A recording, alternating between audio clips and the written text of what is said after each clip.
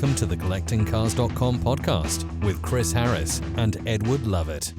Hello and welcome to another Collecting Cars podcast. I'm Chris Harris, that's at Harris Monkey. I'm here with Edward Lovett at Edward Lovett, and I'm here with Dave Edmonston, that is at Petrol Ted, and that last name, that handle will give you a clue as to who he is. Now I'm excited about this because Dave founded PistonHeads, and PistonHeads is, I think, the biggest single influence on the car media area, certainly in Northern Europe, of the last 20 years. So Dave, welcome to our podcast. Thank you.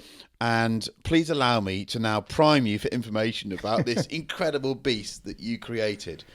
So from the start, what was PistonHeads? And was it PistonHeads from the very start? No, it wasn't. It was born in December 98 as PetrolHeads Co-UK. Yeah.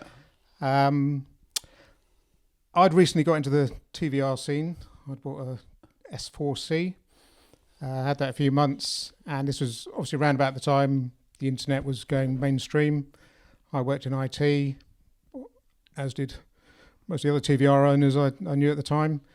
And I played with the internet a bit, put some stuff up, as everyone did at the time. You sort of create your own personal website, and mine was car related. And I just thought I could see a sort of bit of a window of an idea, in that my frustration was I couldn't get car news quickly enough. I've been reading Autocar for 30 odd years now. That was my fix. I'd get the monthlies.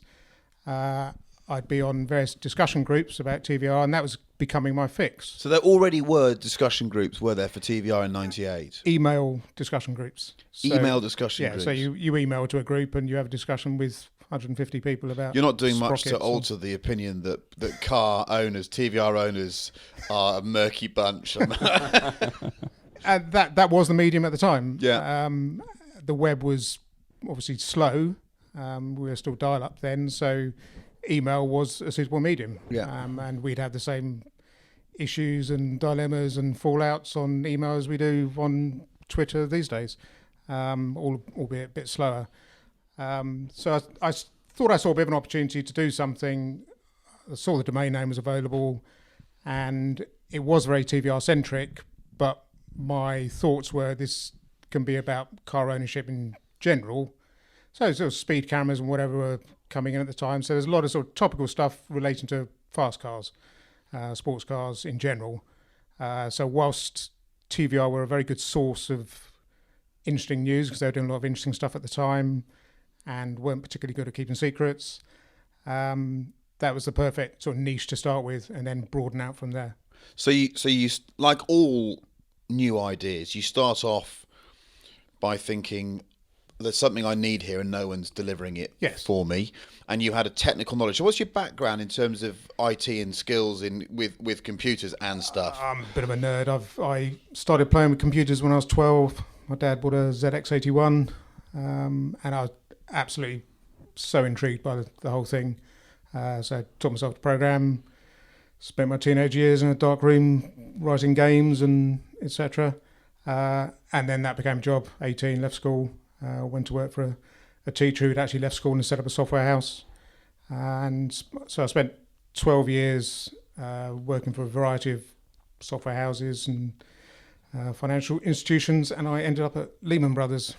So by the time you're messing about with the idea of a website for TVRs and fast cars, are you a successful man already? So is it a hobby, or is this, you're looking at this as a means to make your break? It's interesting because I'd worked for a lot of small companies, and I'd seen the stress the owners went through there, which probably sort of put me off the whole entrepreneurial journey for many years. Yeah. And I think fate lent a hand in a way.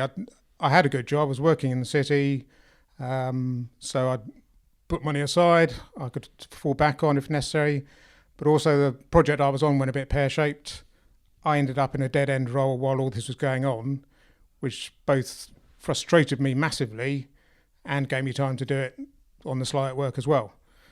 So I'd be doing PetrolHeads in the evenings. I was going to the race meets at weekends. I'd go up to Knock Hill and watch the Tuscans, come back, write it all up, go to work the following day, keep it ticking over, watch the little bit of traffic that there was.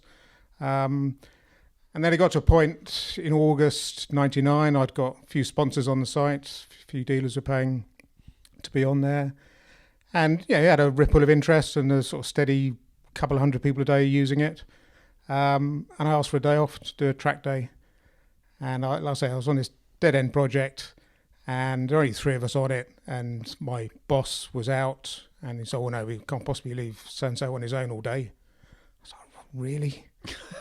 So I resigned the following day, which is quite an impetuous thing to do for me. I'm pretty safe and risk averse, but at the time I had funds set aside, I had skills I could reapply at the drop of a hat. I'd have no problem getting a job if I needed to. I was young, free and single, small mortgage, so I'll give it 6 months and see how it goes. Thinking, this would be quite easy, because I'd had dealers approaching me for sponsorship. So you've not got a sales funnel at this point.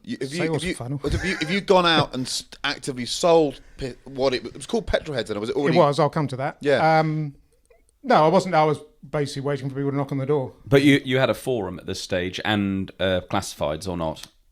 Oh no. No. You said you had dealers paying to be on the site. This was purely news. Yeah. For a good few months. The first seeds of the forum were emerging. I was using a thing called Front Page, which the nerds will appreciate, to publish the site. And at that time, initially, I just saw it as a flat publishing medium. Yeah. The whole idea of interactivity hadn't really occurred to me. So I presume a couple of the TVR dealers had said to you, "This is quite nice." Yeah, it's nice. Yeah. So Henley Heritage approached me and said, "We'll give you a few quid to keep things ticking over, and we'll stick PistonHeads banner across the windscreen of our Tuscan, which is racing at Brands Hatch next week. Yeah, you up for that?" And it's brilliant. I was so excited. Yeah. To see, he was on telly, and there it was. And well, you exist suddenly, don't you? Yeah. Oh, it was brilliant. I was so excited. Did you get the VIP treatment at the Tuscan Challenge? No, we'll come on to my relationship with TVR later. But, had a few dealers on board, and there was no sales funnel as such. It was people knocking on my door. So yes, going back to my point, I thought this would be easy. People would seem to want to give me money, so 6 months down the line, I'll be rolling in, and hey. I think it took me 4 years before I could pay the mortgage properly, and it was a long journey in the end. Eventually it ended the way I dreamed, but in the meantime I'd lost all sight of that and thought, actually no, I need to knuckle down, just make this work as a business if I don't want to go back to a proper job. So it starts out, it's just a TVR information broadcast stream, but with a faster car element to it, and then all communication is still through an email group. At what point, because the PistonHeads for me became a global sort of fast car community forum. It was the forum that did it. That's what gave the numbers. So when did that happen? A few months in, we started with this sort of Front Page had an option to turn on for a crude forum, and it was a very ugly sort of threaded thing. So that sowed the seed of actually, okay, a bit of interactivity here. That's something a bit more exciting. So I then found a bit of open source software that allowed me to create a basic forum, and that's when the real light bulb moment came of, okay, this is interactive, so people can obviously post their thoughts, whatever, have a profile. Once you expand that profile into what cars they might own, whatever, this all becomes quite interesting. I think, once you sort of expand upon that, so it became, at that moment, I realised this is a programming job, not a publishing job. Yeah.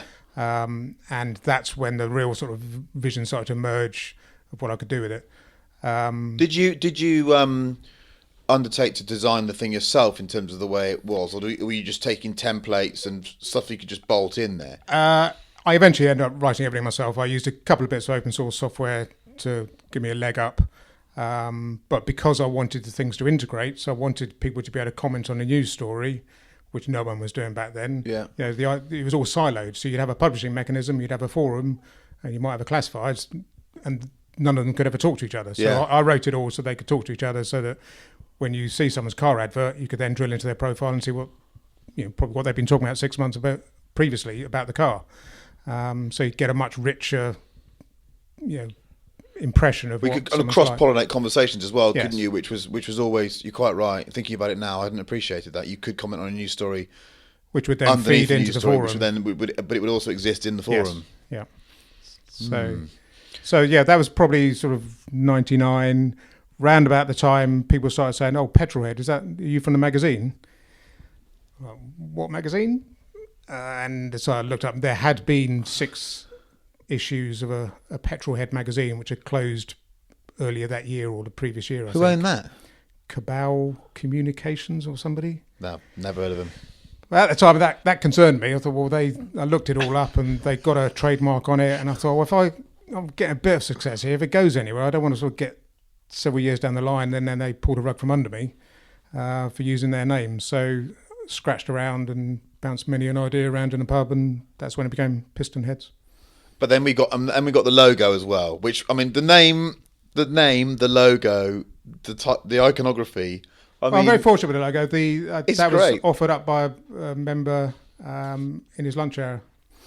You're kidding. Several years in, because I'd got some pretty awful sort of iconography and branding initially, and then he offered me that logo. So if you want to use it, crack on. So Did he get a birthday for you a few years later? Did he get a pint? I think I bought him a fleece. So.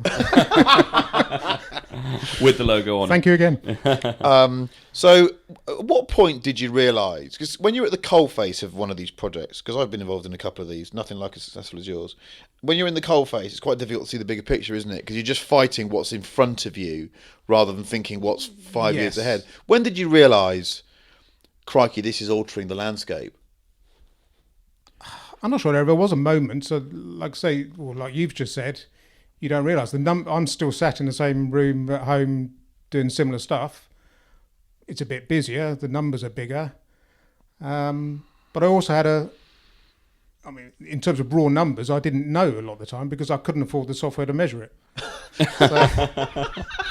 So the free stuff I'd long broken, and I couldn't afford the corporate tracking mechanisms to ComScore and all that sort of stuff. to actually measure. Yes, I think we finished at just under 1 million uniques a month and 30 million pages or something, and I couldn't measure it. In the end, I obviously had to, but we worked it out. But no, it was a gradual thing. It was sort of struggling to make ends meet initially, and then sort of realised, actually, things are going all right now. Okay, put a bit of money aside for this, that, and the other, and there was no one moment. It just sort of crept up on me, I think. Were you outsourcing coding help and things like that? No. So you were doing all alone at this stage? I did all the coding myself. I did all the writing myself initially, and then I started using some freelancers and got an editor in. But I never had any employees. That was going to be the sort of next step that I was fearful of taking because I worked from home, which, again, back in those days wasn't a particularly cool thing to do, so I had to sort of hide that from the corporate world. So no, I did it all myself, and not to say I didn't have a lot of help, particularly on the forums. I had a fantastic team of about 20 moderators helping me out there. And they were just part of your initial group of email people, were they? No, the forums had become quite busy and mature. And I think there was one incident, someone rang me while I was out at Silverstone or something at something. Someone rang me and said, something's kicking off on the forums, you need to have a look. And there was I think I had a Nokia something phone, I couldn't look, so I had to stop at a service station on the M40 which had an internet booth. And I logged in on that and had to sort of delete some threads or something. I thought, okay, I need some help here. And so I just approached the sort of the faces in the different forums. Because you knew who they were, didn't you? Yeah, so there's people on there, all the time. Me. Well, yeah, and we all, and some of us used to look. So come on, let's go the forum. I remember, that forum was back then was quite a place. So when was the first time? We can't mention any names, and I need to try and remember some of the usenames that were some of our mutual friends that appeared on there at 3:00 in the morning. I just going back to the moderation thing. Is that all done just by your friends, users?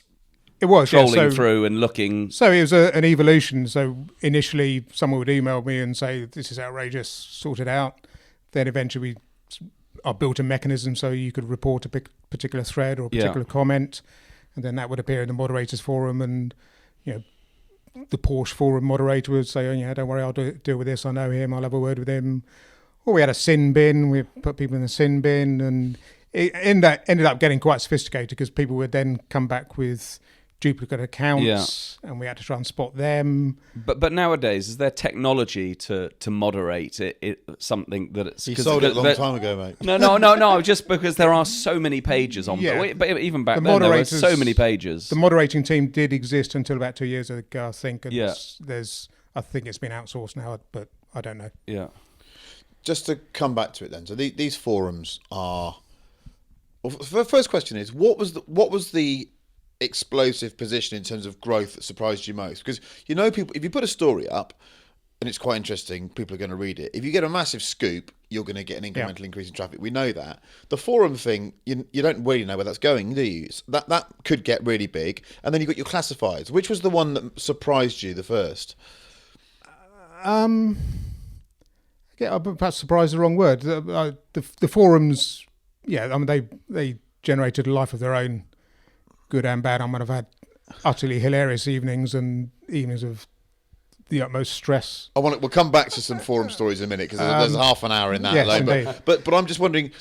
So forums were user-generated content. That was the buzzword at the time. So here's stuff I don't have to write myself. It means if I get up late and I haven't written any news, there's still something going on the site that people can look at. Yeah. And I viewed the classifieds in the same way initially. This is something people can post up. It's a useful service. It's interesting, and it's content that other people are writing for me. And it wasn't until 4 or 5 years in when I sat down one Christmas and thought, okay, I need to get my head around the commercials of where this is going. That's when again, a bit of a light bulb moment, and perhaps an obvious one in hindsight, where the classifieds are really interesting and I need to monetize those because it was all free. And you just slapped. It was just what was the first price? Do you remember? I think I charged dealers 25 quid for an ad. No, few of them took it up. I think one took it up and just kept advertising different cars on the same advert. And then I'd send out invoices because it was all paper back then. Yeah. I send out invoices to them. Some of them might pay, some of them might not. And then I implemented a credit card mechanism, and that was brilliant. I'd sit there and this thing would just go ka-ching throughout the day. And you just watch money coming in. People give me money. And how many cars did it go? Did it go quickly? Because it became the destination quite quickly, I thought. When I sold in end of 2006, I think it was 8,000 cars. But it was 8,000 interesting cars. Yeah. And so we broke it down by category, and then we had Retmobiles, shopping trolleys and SUVs for everything else. So it was all interesting stuff. So we were sort of resisting going too mainstream. So the forums, right? Tell me what was your first forum horror story where you just thought this could land me in prison? Well, literally, actually. There was a thread on Speed, Plod and the Law about a road safety charity and the figurehead of that. And some silly stuff was said in there, silly stuff you see on everyday Twitter these days. And I had a phone call 3 o'clock in the afternoon from a journalist on the Times. Oh, no, sorry. The charity rang up first and said, there's this thread on there, it's unpleasant. So I apologised profusely, I'll remove it straight away, and that'll be the end of it. I did so, got rid of it, and 10 minutes later, a journalist from the Times rings up. Yeah, about this thread on PistonHeads. I thought, it's so stitched up here. So I had no experience of dealing with the media. I didn't know how to handle this. I'm not prepared to talk about this. It's gone. Yeah, no comment. So Christ. So I knew this was going to be something in the Times following morning. So half-page article in the Times following morning. Death threats to road safety campaigner. So okay, not quite sure how I'm going to deal with this or where it's going. And then someone says, "Oh, have you turned on the telly? They're on GMTV." No. So stitch up. So I mean, all fair play to them. They milked it for what it was worth. And there was all this talk of death threats to road safety campaign, and questions were asked in Parliament.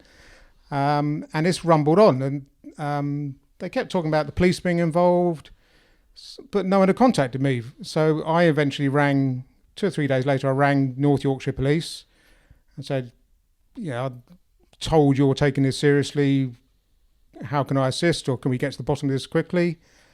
Had a very reassuring conversation with the Chief Inspector. He said, look, I can see this for what it is. Don't worry about it. We're not going to pursue it. It's silly banter. It was ill-advised comments, but no further action. So I breathed a huge sigh of relief. And this Friday night, drunk most of a bottle of wine, phone call. Oh, hello, it's PC Plod from Yorkshire Police. Yeah, I want to prosecute you for harassment. Oh, it's just like, where's this going to go away? I said, I was almost as infuriated as I am now. 1, have you spoken to your boss? Because he told me you're going to drop it. And 2, do you actually know any of the law here? Because I'm the publisher here, or I'm the host, or whatever the terminology was. The law wasn't that sophisticated back then. It's quite clear these days what your rights and responsibilities are as a host or publisher. Back then it was the Wild West. No one really knew. Yeah. So I said to him, have you spoken to Chief Inspector so-and-so? Oh, no. Oh, okay then. Bye. But it dragged on. And again, it was, they got some good PR out of it. Fair play to them. Well, so at this point, actually, so are you. I mean, to be absolutely clear, no one's going to condone people making such threats. Awful. It shouldn't happen, and it's the worst side of forums. But your name's getting mentioned the whole time. True. But going back to that sort of idea that your world doesn't change, I'm still sat in my little room in Buckinghamshire. Now I'm fending off the Times and GMTV and no one has any idea this is Dave in his bedroom. Yeah, and so eventually I complained to Ofcom because they were using it weeks and weeks later, and I said, look, the police didn't view this as a death threat, so can't they just sort of put a sock in it now? And Ofcom disagreed with me. They said it was still valid, blah blah, but at that point the story did go away. So that was. So you've and how did you deal with this sense of wanting to go to sort of defend yourself and get punchy on a forum? I mean, you're clearly quite a relaxed character, but we'll come to it later on. But after you'd sold it, I went to work for PistonHeads for a bit, and I just found it nigh on impossible. And I hate to qualify the word impossible, not to bite. Because they'd just be... Well, that is your character. Yeah, I know, it's me, but everyone did. I used to see really quite placid people taken to a place that I didn't even know they could go to by a fucking forum. I just couldn't believe... And how did you deal with it? I suppose I didn't necessarily take it personally, although a lot was thrown in my direction. I'm not very punchy. I've always wanted to diffuse situations, so that became the game. Someone would come at me with whatever accusations or demands, and it became the challenge to just take the wind out of their sails and surprise them with your response. That actually, okay, maybe you're right. Sorry, and leave it at that. And then you get a much more muted response back. I mean, the first incident we had was one Christmas. I think the forums were quite new. I started labelling people according to how active they were. So if you were a really busy person, you'd be a top gasser, because of being the gassing station. And we had this one guy in America, and he'd posted quite a lot on the Lotus forum. And he had a little moniker under him saying gas bag. And he mailed me and said, I spoke to my attorney about this. And I was like, yeah, good one, yeah. And he was serious. He was genuinely upset I was calling him a gas bag. So then I was speaking to some of my American friends. I said, have I misunderstood the term? Is this something that's totally different meaning in the US? No, I don't think so. So I then had to write a bit of software to leave him out the whole system because he wasn't up for it. So yeah, it started early. So you're trundling along now, and still just by yourself at this stage. Yeah, and the business is growing. You don't. At what point do you think, right, they've got to have an exit here? I've got to, at some point. I'm altering the way people consume car media here. I've got to have an exit. I've either got to grow it and have an office and be grown up, or I've got to flog it. I suppose so. Yeah. So initially, this was back in the days of sort of boo.com, and there were some big exits early on. but progress was a lot slower than my dreams. So I was 4 or 5 years in, now earning still less than I had earned in a proper job, but it was working and I could see it was going somewhere. But I didn't see an exit at that point. I just thought I've got to make the most of this opportunity. And sort of around 2005, I was looking at some old documentation during the week. I was drowning in opportunity that I sort of didn't know which way to go. So I had 600 inquiries for advertising one year, of which I was converting sort of 10, 15%. And it was still you on your own? Yeah. And so... Is there a pattern here? I mean, did you not think at some point, I might need someone to help me here? I got an agency in to sell some of the advertising. So they started to open doors with some of the manufacturers who I just didn't have any relationships with. So we started getting some bigger campaigns from them. But this was still the early days of the internet. So I was thinking, well, do I try and automate the advertising system and create like a Google pay-per-click thing within the site so that if you want to advertise on a Porsche forum, you just help yourself and take me out the loop. I just wanted to automate everything. Take me out the loop. I don't really want to work with a bunch of people. I'll just code it instead. And at that point, it was, okay, do I do self-service advertising? Do I do self-service classifieds? Do you think that would have worked in hindsight? For a period, yeah. I think the golden goose has been killed for advertising online now. Yeah. Because it's got too clever. I think within a car site, I want to see car adverts. So I don't want to see an advert for this shed because I was looking for sheds last week. Yeah, this targeted advertising has got too clever. It's ruined it. And so I've, like many others, I now use an ad blocker. Yeah. And I've made my living out of advertising, and there's a certain irony there. So yeah, there are a lot of opportunities, and I wasn't quite sure which ones to pursue. In hindsight, it's obvious. But I was gearing up to employ people and get an office, and it was going to be a big step. And my wife used to work in HR, and she'd come home every day from her job and tell me all the horrors of employing people, and that probably put me off for a long time. Well, at this point, were you aware that you were making a stir in the space? Because you were. Yeah, but in that situation, you live in fear of everyone catching up. So I'd look at Evo and think, oh, once I get their website sorted, they're going to blow me away. I knew I had an advantage initially because I could do the coding, and any corporate or publisher, it would be a big change for them. And, publishers have had to become software houses, and that's taken a period of sort of 10, 15 years. So I was waiting for everyone to catch up. I was living in fear. It's amazing, isn't it? Because I was on the other side of the fence, sitting there going, we don't stand a chance. And I'll tell you why, because... When you were at Evo? Well, I was a sort of freelance motoring journalist, but I was a voice of this fast car space. I was a conventional voice of that space, right? So I'd earned my living by writing about fast cars in various magazines and had a tiny following, but it was enough for me to lever money out of places so I could, and it got me access with car manufacturers. But I remember sitting there thinking, first of all, what worries me is that there's this place you can go where people will write about owning a GT3 or whatever it is for free. So effectively, you can get free content about a GT3. It was the beginning of, for me, I saw it as the beginning of the end. And I just remember thinking, well, why?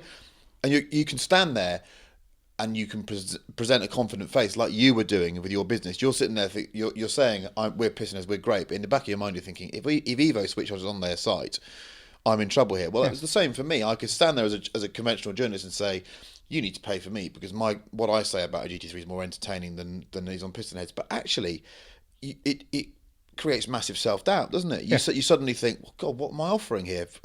Why are people going to carry on paying for this when you can go onto the Porsche section of PistonHeads and there's people that own far more bloody 911s than I've ever had, and actually some of them write really well. Yes. And that was the big fear for me. Occasionally I'd read a thread and the best threads. Is it still there? Some people did some really good reviews. Oh, there was some. What about the one where the bloke takes his cat to the vet? Have you seen that one?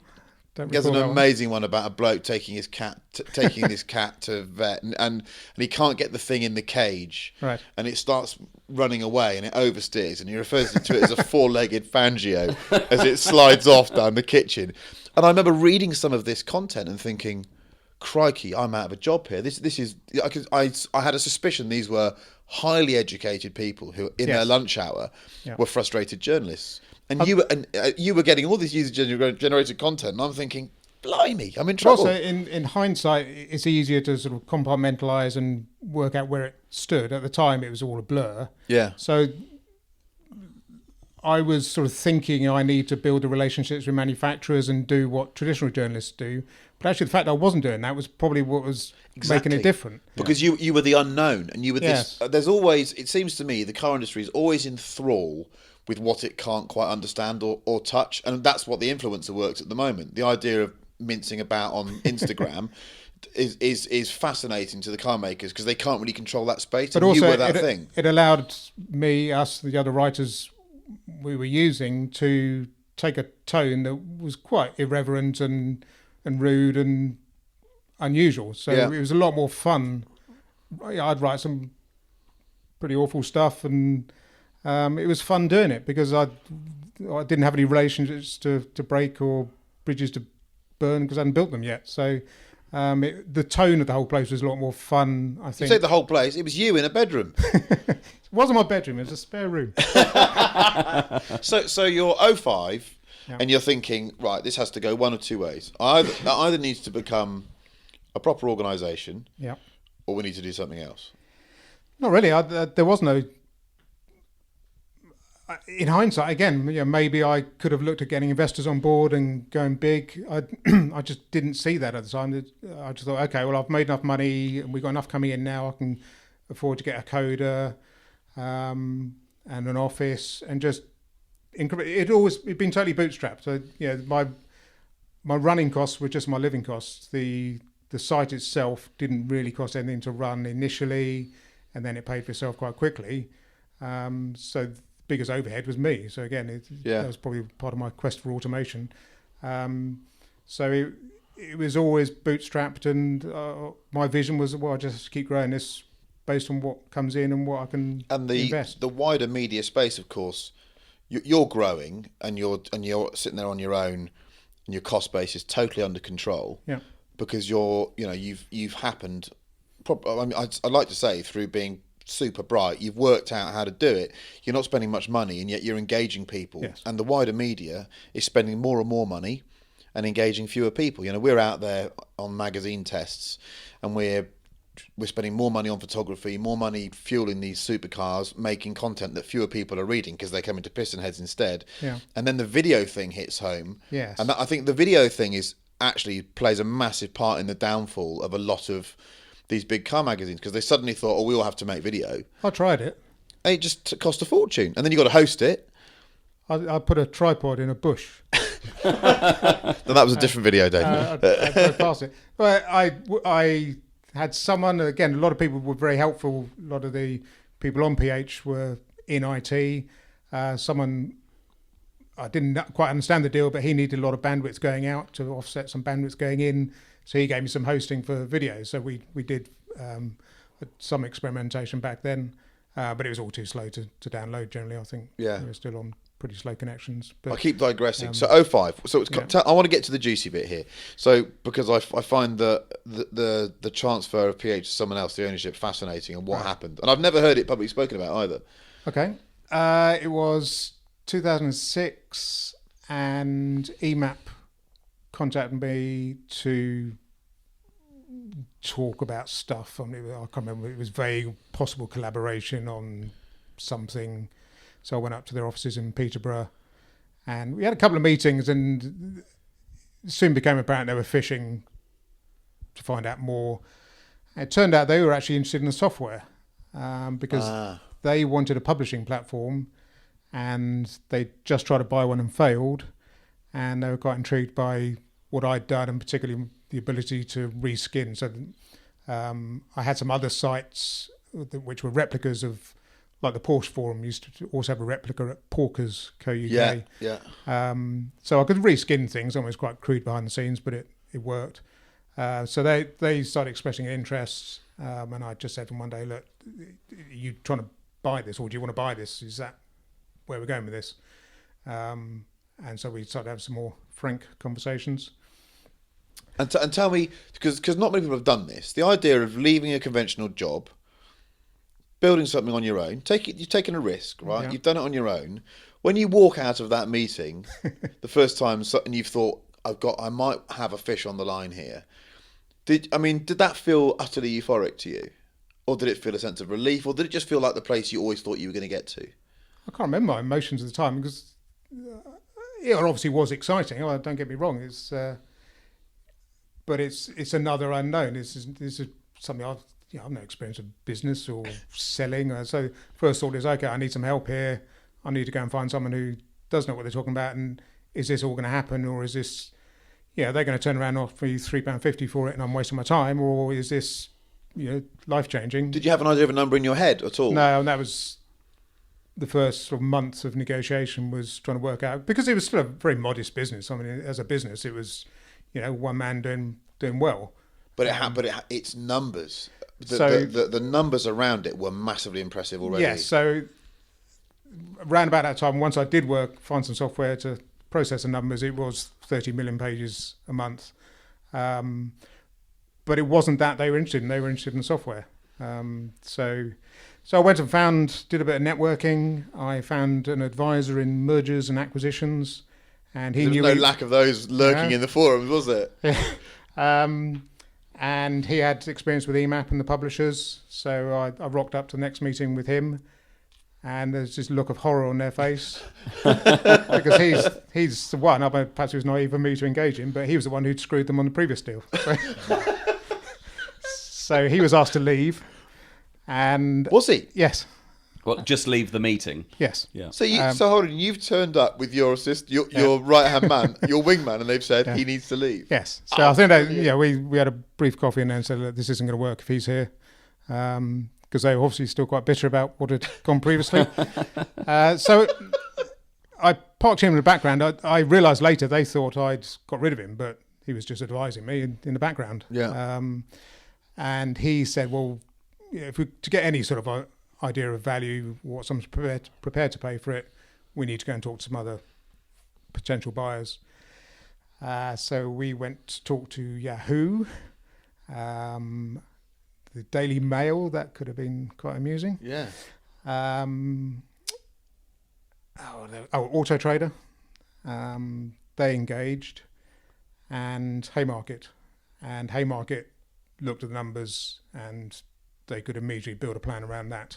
Yeah. And that started getting interesting then. So Auto Trader were interested, and I had discussions with someone who's become a good friend of mine, and they made an offer, but it was more based around me retaining some ownership, developing the site sort of under their umbrella. And to be honest, I wasn't sure their motives. I thought that the classifieds is where this is going.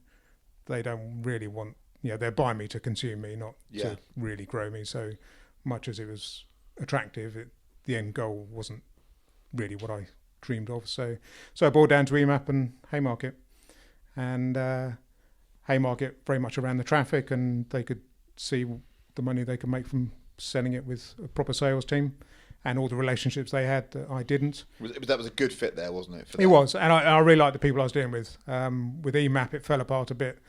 Obviously, I'd already blotted my copybook by turning up with the wrong guy. Or the right guy. Yeah, but there were internal politics, and they were sort of offering me one thing in a letter and then withdrawing it the following week. And it was...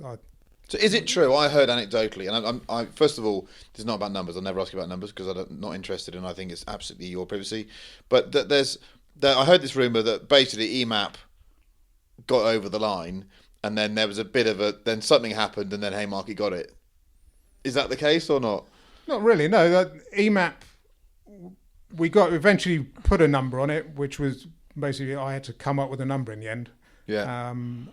And so once we all had that target number to work from, they both worked towards it in their own way. But all the way along EMAP, I'd meet various directors and board members, and it's all great, but they'd say one thing and then someone else would say, well, yeah, but... And I was uneasy with EMAP. The guys at Haymarket were very straightforward, and it boiled down to one day, and we met EMAP in the morning. I turned up with my advisor thinking they know he's still in the background, and they didn't. And they told him to go and sit on the other side of the room. Or it was in a restaurant, actually. They told him to go and sit somewhere else. So I had to deal with that. And so final offer on the table from them. But my heart was already with Haymarket. And then we had a meeting with Haymarket in the afternoon.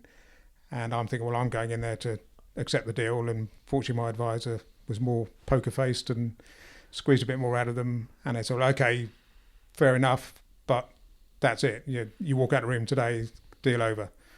So they rang Michael Heseltine. He gave it the nod, and the deal was done. So that's amazing.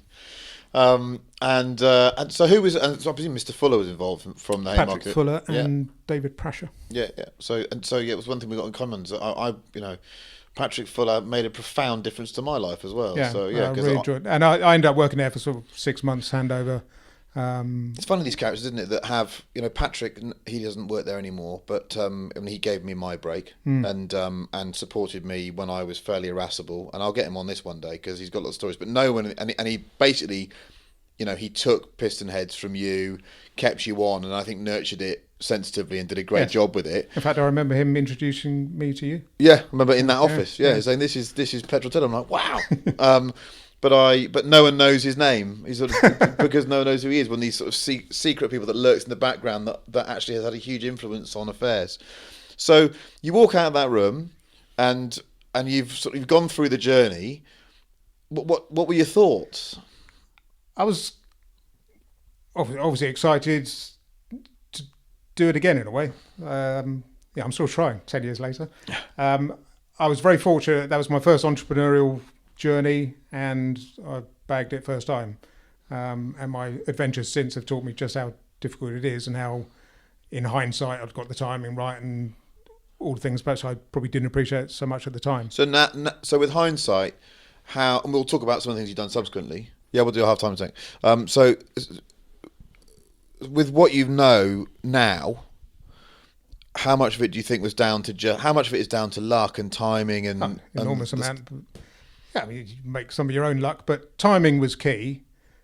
The zeitgeist at the time around the internet, around fast cars, speed cameras coming in. There was the last throes of actually driving around hell for leather and getting away with it. So there was a real buzz at the time around a lot of this stuff, which was really important. The technology changing at the time. So it was perfect timing in hindsight. You were the one that got it right. Lots of other people tried. Yeah. I tried, and a lot of it was low overheads. We had .com bubble whenever that burst, and I saw other people falling by the wayside, and I was still sat there in my pants doing the same thing. So you were in your bedroom. We're going to leave you with that image of Dave sitting in his pants. And we'll take a break. You go and have yourself a jammy Dodger and a cup of tea. So this is the Collecting Cars podcast. Just checking out for a few minutes.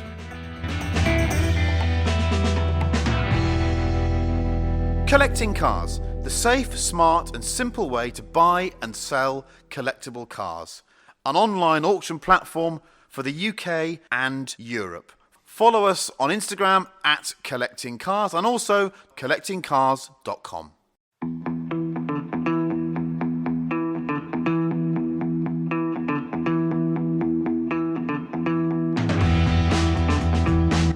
The CollectingCars.com podcast with Chris Harris and Edward Lovett. Welcome back to this Collecting Cars podcast with me, Chris Harris, him, Edward Lovett, and him, Dave Edmonston, the founder or creator of PistonHeads. And I'm loving this because I was a great PH lurker. I did have a login when I worked there after you'd sold it, but you just told me a little story in the break there that I'm afraid has to be aired.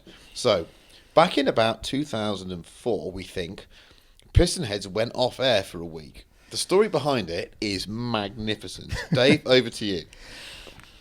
I woke up one day to find a few people complaining they'd been emailed about I don't know if it was legal or illegal road race through Europe, and why was I letting people email them about this? So I started having a poke around and discovered that someone had worked out how to misuse the membership system to send emails to people, and they promoted this rally, race, whatever you want to call it. and they had a script to do this, and it was still running. So I managed to block it after they'd emailed 10,000 people. And so I went on the forum and apologised for what is probably, in modern terms, a data breach, but this was the Wild West back then. And thought, okay, well, that's the end of it. Apologised, said some scumbag had done this, and please be assured it won't happen again. I've plugged the hole. Key word here is scumbag. Scumbag did prove more significant than I'd hoped. And I had a communication shortly afterwards suggesting that calling this person a scumbag wasn't wise, and the site went down. Okay, so this was our first experience, and only, I think, of a denial of service attack, where people just pound the site with traffic so that no one else can get on it. And fortunately, I had a very good hosting company at the time, Carenza, and they were straight on it and reassured me that they get to the bottom of this. And it turned out to be absolutely massive. And they'd never seen the likes of it before. We got some other people involved, again, people volunteering who I'd got to know from the forum who were also in hosting. And I know quite a few of them sort of pitched in to try and work out what was going on and how to alleviate the problem. So 2 or 3 days in, we're still down, as were some of the sites. I used to do sites for some car dealers as well. They were down as well, and they were reasonably patient. And it was communicated to me that basically calling this guy a scumbag was ill-advised, and perhaps if I apologised, maybe things would come back. So, well, okay. In the meantime, I'd contacted the cybercrime unit of Scotland Yard, who referred me to High Wycombe branch, which I didn't pursue. And I think we were offline for 8 days in the end. And once again, there was some communication that's somewhat lost in the midst of time, that if I apologised and let this person have free rein on the forums, then things might get better. So, are we allowed to say who this person is yet or not? I'd rather not. I don't want to give them the oxygen of publicity. Good lad, I like it. So I made the call. I had a rather silly conversation with someone in Europe, and in theory granted him access to the forums again to continue plugging his project. But in the meantime, I'd written some software so that whatever he posted, he was the only one who could see it. So basically, you gave him a room to stand in and shout. Yeah, I mean, he'd appear on forums promoting this thing, but no one would reply because no one else could see it. So as far as he was concerned, I'd done it. I'm surprised he didn't work it out, actually. But, so that did eventually go away, and we were back online in business. Brilliant. But it was a blackmail for an apology. It wasn't. Yeah, I mean, nothing serious. I mean, but yeah, I had to recognise the superiority of this individual to in order to carry on my business. What other ones? Come on, give me some other PH-based, forum-based stories. What was it? I just mentioned one, didn't I? You did mention just one there. What was it? The police. Yeah, so we had various policemen on the site offering generally advice and quite often sort of experiences what they'd been up to during the day. Speed, plod and the law, wasn't it? It was, yeah. I mean, some of them didn't like being called plod. But on the whole, it was great. And it's the equivalent you see on Twitter these days. You see officers on there telling people what they've done that day. But one force didn't like this and started sending me faxes back in the day about demanding I reveal the identity of some of their officers who were posting on there about stuff, which put the willies up me a bit. But then again, you start reading up on the law at the time and it's all very vague, and really, unless there's a court order, I'm not obliged to reveal anything data-wise. In the meantime, they'd all change their email addresses to, I think it was dibble@hotmail.com or something. But, so I think eventually I gave them the new email addresses or something and fobbed them off. But yeah, those early days were an echo of what we see on Twitter every day now. Who was the most famous lurker that lurked under a different name that you knew about as being famous? There must have been a few. I'm not sure. I wasn't that aware of them, but we had various people claiming to be of note. Yeah. So we had one particular chap who I know for a fact lived with his mum in Chesterfield, who created a whole family. So there was Mr. and Mrs. Dockick and their son Jared. Mr. Dockick owned a McLaren F1, a left-hand drive and a right-hand drive Ferrari 456, one in Europe and one in this country. I must admit, I was gullible. I did fall for it. I thought this guy was credible. So he created an entire world. Yeah. Mr. Dockick eventually died, and we raised some money for some charity in his name.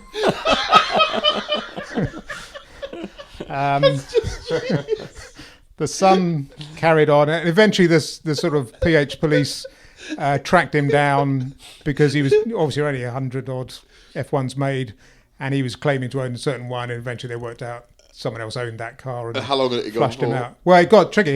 He got quite antsy about it, and basically started sort of making veiled threats against me and my family, and I know where you live type stuff. And then rang the hosting company claiming to be from a lawyer. So he was a troubled individual. He was. And eventually, again, through some interesting means, we worked out who he was. And I just rang him up one day and said, I know who you are and where you live too. This needs to stop. This stops here. And, yeah. And it did. But I think he probably came back again under some other pseudonyms. But then we had another guy who came along claiming to have a McLaren F1. I thought, here we go again. But he emailed me and said, look, I've really got one. Can I come round and, before I go on the forums, can I come round and talk to you about it so that you can vouch for me? And this chap on the forum goes under Flemke. Many will know. Yeah. I think there's a 300-page I know who he is. Forum on. Can we say his name? He didn't want his name spoken about. He never liked his name revealed. Well, I'm saying hello to you, Mr. Flemke. I've not seen you in many years, but I miss the things we used to do together. So he came round my little house in Woburn Green. He turned up in some big yellow 993 with huge wings, and we went to the pub, and he got out the service history for the F1 and showed me the £30,000 service bill he just paid, and then went on to post on the forums for real. Quite good value back then. And this was this the origins of the custard test? Right, so can you explain I love this. So PH had lots of quirks, and the custard test was one of the best. Absolutely. It was hilarious. I mean, some of the things people came up with, and part of the whole culture that emerged was hugely fun. People would claim to own certain cars, and there'd be all sorts of ways to, well, tell me what the door handle's like, and people were forever trying to suss them out. And then someone came up, well, you need to take a picture of the car, and that's not enough to have a picture of the car, because you can go anywhere on the internet and Photoshop yourself into something. But we want a picture of the car with a tin of bird's custard on the bonnet. And I think the most famous one was Jason Plato was on there. Oh, that was so good, that one. People were calling him out, and then he appeared with a tin of custard and whatever car he was with at the time. Just known as, and it was brilliant. So all that would happen was someone would say, yeah, I've got whatever, and it would just the next one would be drop down would be custard test, please. Yeah. I have to say the other funny sort of theme that did emerge was the Photoshops, and you were absolutely crucified on one of them. I got nailed with one. I was looking at this week. On PH Still, there's a little wiki page, which is the legendary threads of PH. And there's the Chris Harris Photoshop where you're grinning in a Ferrari. I've got a massive beard and a beanie hat on, and someone went to town with it, and I was in the middle of a row with Ferrari and stuff. So there's a picture of me with Montezemolo with his arm around me, and then someone made me every single face in a golf crowd. It's superb. I mean, the time that went into it. It's a 40 or 50 page thread. It's fantastic. Yeah, that's a good one. That used to amaze me about the site. When we knew some of the people that were on there commenting, the amount of time. And these are serious people with serious jobs, and they were on there 24/7. Yeah, it was in its pomp addictive. Yeah. I mean, it's interesting some of the arguments they got into. Some of our mutual friends. But also, sort of going back to the lack of relationship with manufacturers, the ones I did have relationships with tend to be the smaller ones, so the Nobles, the Marcos, and there's a lot around at the time, the Tridents, and all sorts of people trying to get back off the ground. And FBS, did you ever come across the FBS census? Yes. Interesting car. Yeah.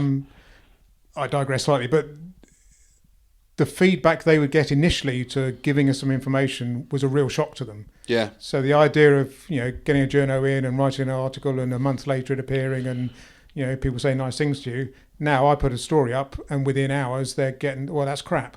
Yeah. It looks like a Maserati and it's just everything looks like something else.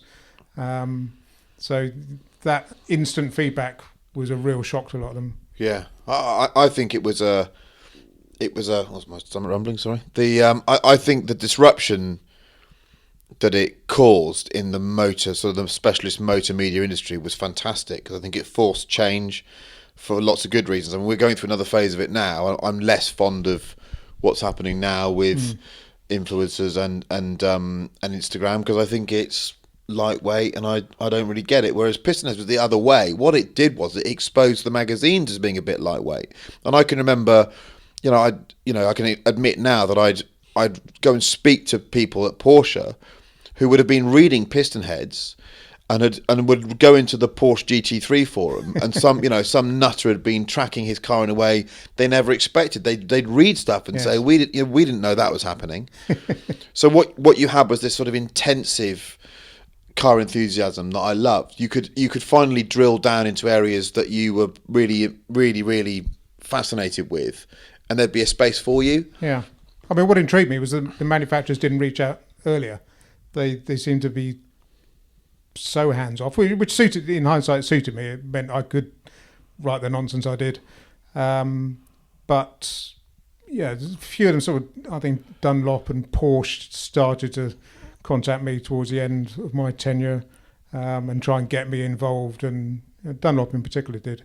But other than that, I was dealing with car dealers. If I wanted to test drive a car, or some of the freelancers would get cars from the manufacturers, but generally I was going to the dealers, and I had a very good relationship with a lot of the dealers, and I can go and borrow things from them rather than the manufacturers. I think the way that the press offices and the marketing departments, they're getting merged together more and more because it's one message, really, isn't it? The way they operate is that the guy or woman in charge tends to run the strategy, and if they're 40 to 50 years old, they're kind of wedded to the incumbent media, aren't they? Yeah. So when you were starting PistonHeads, all the people that ran the directors of press offices were still into Car Magazine and Autocar. And also, they still saw them as the Bible. In hindsight, it's probably a good thing because there was me trying to blag my way as a car journalist of sorts. I'd have got found out. I knew nothing about driving fast cars. And when Dunlop did reach out to me and invited me to jolly at Ascari once to test drive the SP Sportmax tyres, and exposed me for the fraud I was. I was there with all the other journalists, and we all get given a car to do sort of ducks and drakes around Ascari to familiarise ourselves with the circuit. They all jump in Alphas and whatever. I get left with a Mercedes S-Class, and so we're doing ducks and drakes around, and I think a few of them have been there before, and I was at the back trying to keep up on an S-Class, bouncing across the chicane because I knew I wasn't going to get round it. And then they came to testing the tyres. I think I came in an Alpha coupe of some sort. What do you think of the tyres? Very, very progressive. No, mate, they're the old tyres. The new cars are on that one. So no, it was good that I probably didn't. Did you have a sort of a newfound respect for the fact that there might actually be some skill in being a car journalist, or did you think actually you're all blagging it? I think I thought the latter, actually. Yeah, it's always been my thought as well. So you sell the thing to Haymarket, yeah, right? In 06? Beginning of 07. Beginning of 07. And you get bolted into one of their buildings in Teddington. Yeah, so we lived in Buckinghamshire at the time, so it was commutable to Teddington. I had a 3-year sort of consultancy agreement with them, winding down, but we both agreed it was better that I just hand over as quickly as possible. I knew I couldn't really work in a more structured environment, so it was a question of handing over the knowledge as quickly as possible. So I think I was full-time there for about 3 or 4 months, which was a bit of a struggle, to be honest. But presenteeism, 9 to 5, jacket on the chair. I don't smoke, so I ate a lot of rhubarb flapjacks and to break the time up. And it was difficult, but And I presume you're also right next to Autocar and What Car, aren't you? So you see the goings on. Steve Cropley. I finally get to see Steve Cropley typing two-fingered. Yeah, he gives the keyboard a bit of a workout, doesn't he? You can hear the noise down the corridor. It was also exciting because, I'd read Autocar for 30 years or whatever, 20 years. So to be in that environment was really interesting. Yeah. It was just my lack of freedom within it was a bit of a struggle, but then that's a small price to pay. So you've done your earn out. You've handed over the information, and you've had a success. So you've mentally banked that. Yeah. What do you go off and do? So it sounds slightly unimaginative. Sort of more of the same in a way. There were sort of technical issues I wanted to scratch because I was always sort of firefighting. Although it was always development, it was always firefighting and trying to get the thing working with more and more people on it. And so there are ideas I wanted to explore in terms of sort of mapping, and the tech was moving along really quickly. And so I ended up creating blatters.com, which was a way to explore those ideas. And it's unimaginative. It was a PH Mark II with more bells and whistles. And did you not have a non-compete in there? I did, yeah. So basically 4 years. But Blatters was car related on. It was. This was 4 years. So immediately I messed around with a classified system. I wanted to create a classified system where you knew who you're buying from based on a sort of friends map. Yeah. A bit like Facebook. So you know, he's a friend of a friend, so that'll work. That didn't work out. That would have had a car element to it ultimately if it had got any traction. So then I went back to PistonHeads ideas, created Blatters, but out of that came the idea of crawling dealer websites for cars to create a classified system. And that looked quite interesting in its own right. Yeah. So then I went to Dennis Publishing and said, are you interested in doing something with this? So we ended up creating the Octane and Evo and Land Rover Monthly classified offerings with my web crawler, and it had a free text search engine. I got a bit too excited about this. You could search for an M3 with cream leather interior and sat-nav just by typing it in, which I thought was great, but no one actually does that. They just drill down on M3 and look. So that ticked over for a few years. And you also, I went to a track day and I saw you in a car, and I remember thinking, that's nice. The bloke that founds PistonHeads and then sells PistonHeads, what car does he buy? Okay, so I sold on Wednesday. Thursday, I went and bought a brand new Range Rover Sport Supercharged, and on the Friday, I bought a 996 GT3 RS. It was white, wasn't it? Yes. Which you just sold, you said? About 18 months ago. 18 months ago, You sold it? I spent 10 years doing track days, and I thought, what am I ever going to replace this with that does this in a similar manner? And it's kind of iconic in my life as being the car I did buy after that. But I also thought I need to do something different car-wise, have some other adventures. So I drew up a list of about 20 cars I'd like to own, and I'm about 2 through it. I'm rubbish at selling cars. Was a Meissen Blue GT3 one of them?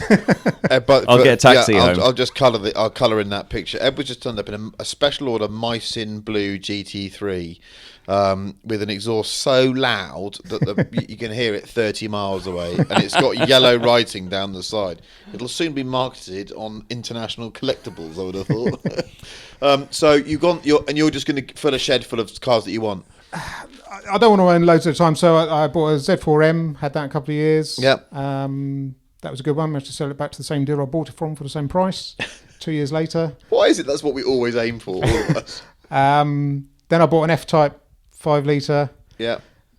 And that was 3 years ago. I can't get rid of it. It's great. I love it. Four-wheel drive one or a two-wheel drive? No, two-wheel drive. God, in this weather. Yeah, it's fun. In these lanes here. Yeah. No, I mean, it's a handful. Yeah, you've got to be respectful of it. Yeah.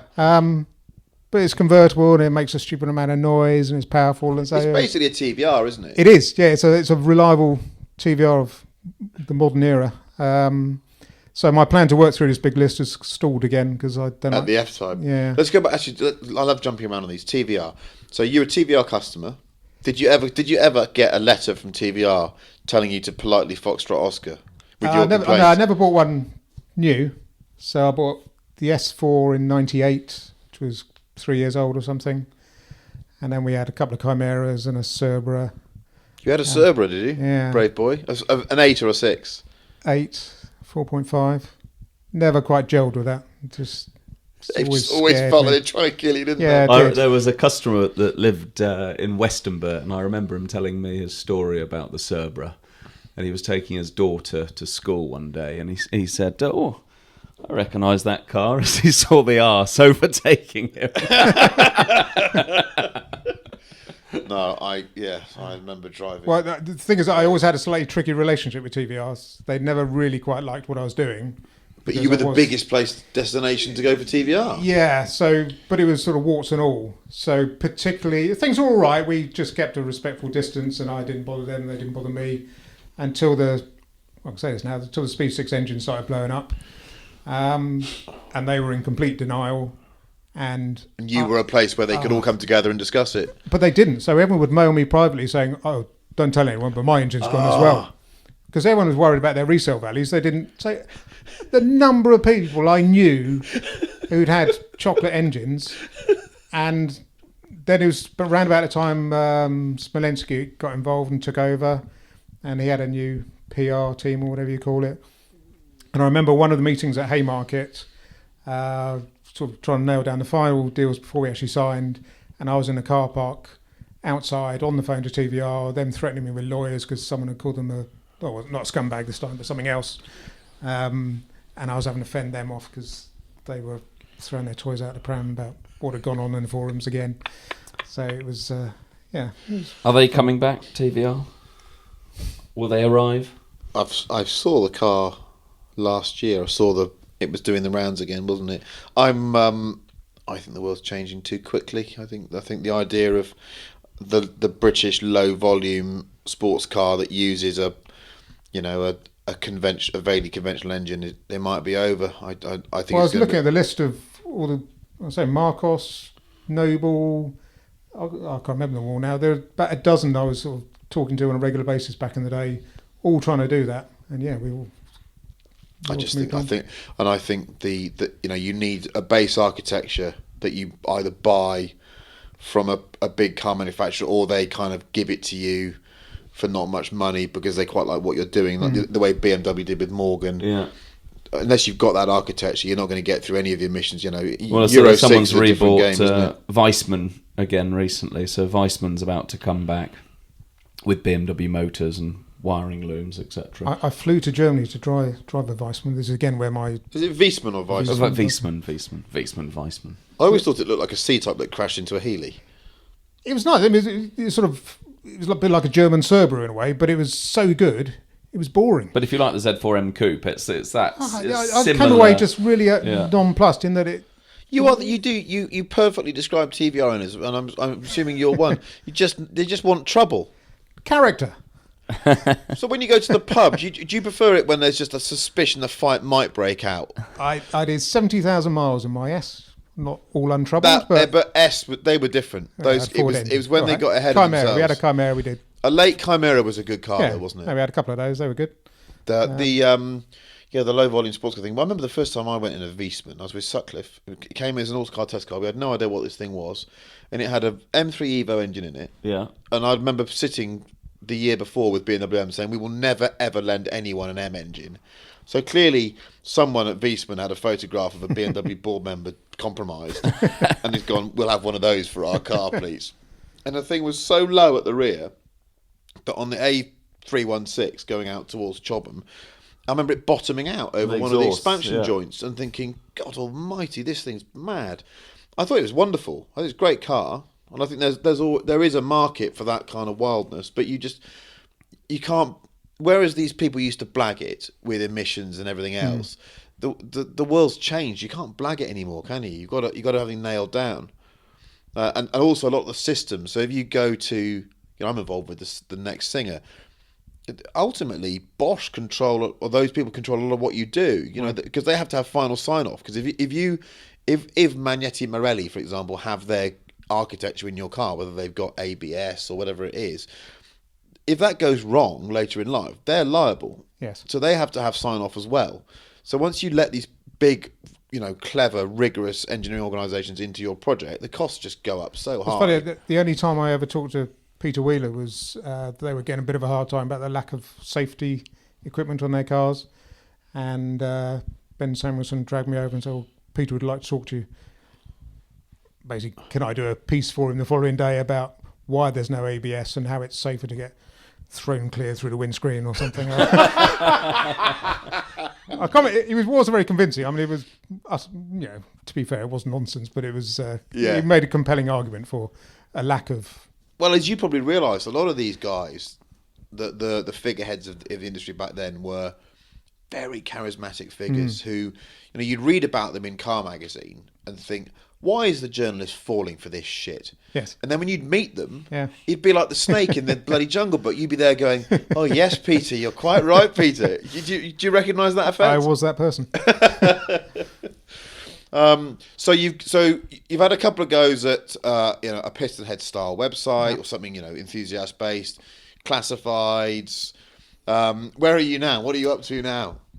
I'm working on tourjackers.com, which is a site where we want to create an environment where we can share driving tours. Yeah. Ultimately, it could be family holidays ultimately, but basically any multi-destination tour where you want to do a bit of planning, ultimately send that to your sat nav and share that with some mates, either to plan the trip, or if you do it 1 year and you want to say, it was brilliant, here you go, you can do it next year. All you got to do is plug your dates in and it will go around each hotel en route and check availability. So that's coming together at the moment. Name again? Tourjackers.com. There you go.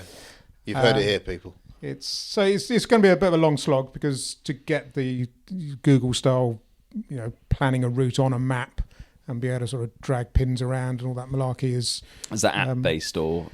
It's a web app at the moment. Yeah.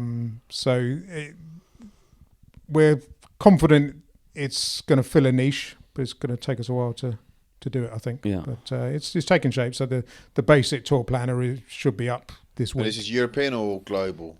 Global, potentially. Yeah. I can get a list of hotels all around the world. And then we're going to, again, try and build a bit of community around it so that we can share photos and share knowledge about, has this hotel got suitable car parking for some supercars, or is it secure enough, and that sort of stuff. Yeah. So it's, it'll be a bit like TripAdvisor, but with the knowledge of people trying to do a similar thing to you, not just Joe Public complaining about the fish. Do you have the appetite to build another empire? The energy? Yes. Unfinished business, things that you wish you'd done? I just love the tech. It's a bit like painting or pottery or something. I love creating stuff. That's my tummy, sorry. I should have that bacon sandwich. Yeah, it's exciting. If I could get another community built around that would be fabulous. Well, I think I love working for PistonHeads. I mean, you'd gone by then, but and it had matured into something that was probably a bit bigger. But I think that when I started there, the basic ethos was still the same. And I had a very happy year and a half, 2 years of posting a weekly video that was basically embedded from my Drive channel that went up, and then we'd write words around it. And Stuart Forrest, who listens to these, I know, he was a fantastic boss, Stuart. I just felt we'd hit on something, and everything lit up for me. There was this massive audience of people that I was engaged with. I just thought it was a great platform. I hope you're aware of just how profound an effect you had on that car community. You really did. You changed it overnight, and actually mostly for the better. I mean, I think you dealt a proper kick in the danglies to certain car magazines, but they had it coming. Yeah. So yeah, thank you very much, boss, and thank you for coming to talk to us. Thank you. Thank you for making us laugh with some. I love the story about it getting shut down for a week. And the very best of luck with your ventures, and frankly with the lack of traction in your F-Type in these driving conditions. So that's me, Chris Harris at Harris Monkey, saying goodbye to at Petrol Ted, that's Dave Edmonston, and Edward Lovett at Edward Lovett. And go and have a look at Collecting Cars, because we don't like plugging it too much, but Collecting Cars, as run by Edward, is strolling along nicely now. There's everything from fancy number plates to old cars to new kit. Cars. There's lots of kit. There's just there is literally kit on there. Is there? What kit is on there, Edward? Well, kit. It was on it was a gumball. Let's have a quick look on the app here. He's on the app at the moment, but there's some good tackle to have a look at there, and it's an increasingly, I think, varied landscape. 1989 Pontiac Firebird kit Night Ride. Oh, as in that kit? I thought you meant as in stuff. As in kit, yeah. Kit, there we go. That's not kit. Bid to 2,000. It's got 13 days left. Get your bids in. Okay, that's it from us. Over and out. Speak Bye-bye. to you later. Bye-bye.